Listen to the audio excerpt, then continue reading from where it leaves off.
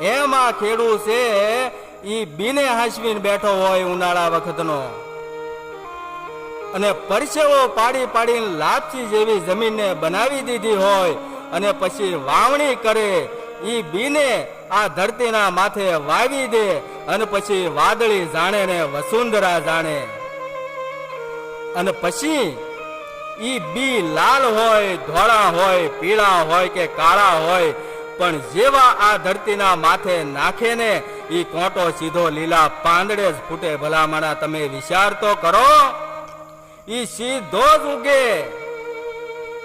નકર મગનભાઈના ખેતરમાં વાવ્યું હોય ને સગનભાઈના ખેતરમાં આમ આડો પડી ગયો અને ન્યા જઈને કોંટો નીકળ્યો, એવું કોઈ દી બન્યું?